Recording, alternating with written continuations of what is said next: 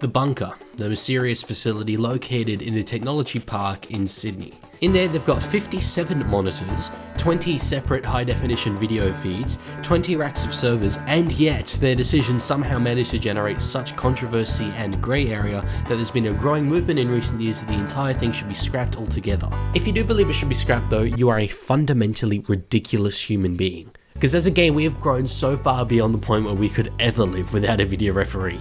We absolutely need it. Here's why.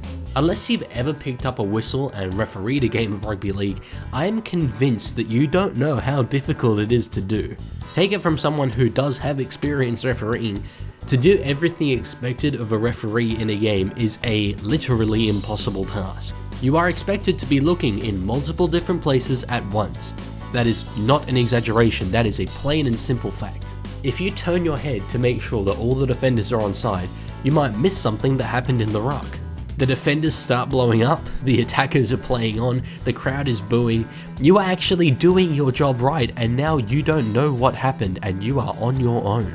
You know what would be magical in that situation? A voice in your ear saying, "The hooker knocked it on." That is the magic that the bunker turns into a reality. It's the exact same thing in a try scoring situation, the most vital turning points in our game. You at home get to sit down and get several different Ultra HD slow motion replays from the best angles available. So you probably sit there and think, yeah, this decision is clear, this decision is easy. But would you feel as comfortable making that decision when you had one real-time look from an unideal angle while you're running up and down the try line under fatigue?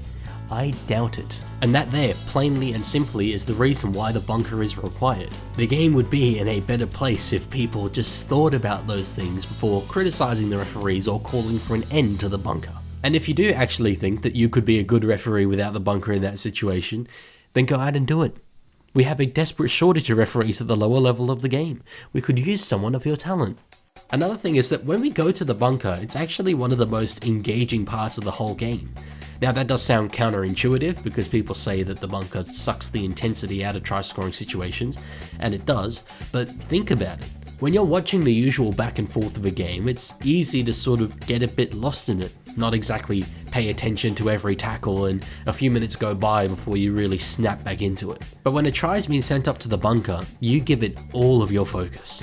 Your eyes are glued to the screen and you give it your undivided attention. In the end, that's the kind of moment that the NRL and the broadcasters want more of, not less. But by far the most significant reason why we shouldn't get rid of the bunker is because the fans would absolutely hate it.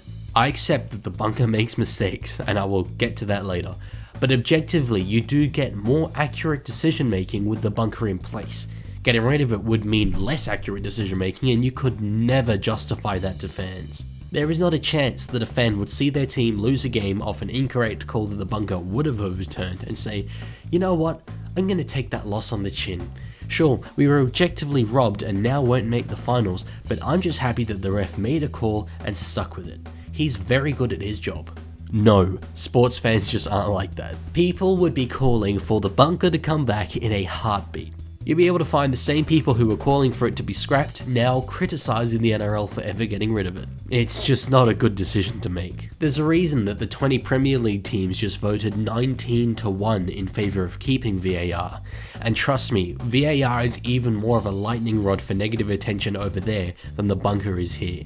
But I do accept that the bunker is far from perfect. Take, for example, Kyle Flanagan's no-try call from a few weeks ago. It was an absolutely ridiculous decision. It was set up as a no-try for a double movement, despite the fact that Kyle did not have his ball-carrying arm on the ground and did not promote his body an inch. And yet, because it was sent up as no try, the bunker seemed to look for a reason to confirm the referee's decision rather than actually enforce the rule correctly. That was a try. It wasn't a contentious or controversial decision, it was the wrong decision. And to tell you the truth, I don't know why those calls happen, and so I don't know how we go about fixing them. I do think that having specialised bunker officials rather than just repurposing our current on-field officials that aren't being used that day would be a step in the right direction, just in the sense that it allows them to specialise a little bit more. But then again, I don't know if that would be an increase in quality that we would really notice. I just think as fans, we owe it to the game to accept that it is not going to be perfect. We owe it to the game to not talk about 50-50 debatable decisions as howlers. And in an instance where a genuinely, objectively shocking decision is made, we owe it to the game to say, that was terrible, but over time those things do even out. We always look at poor officiating decisions and say, what if that were to have happened in a grand final?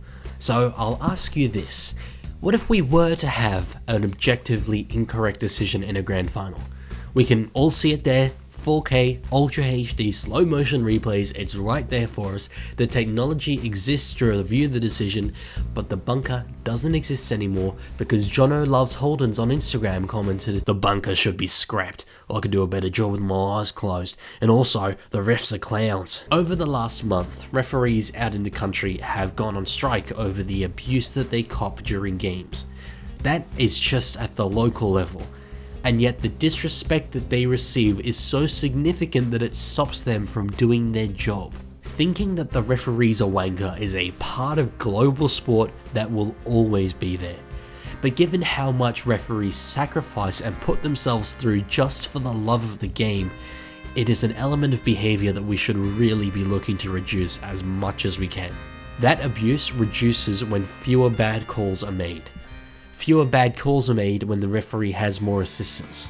The referee has more assistance when the bunker is in place. Case closed.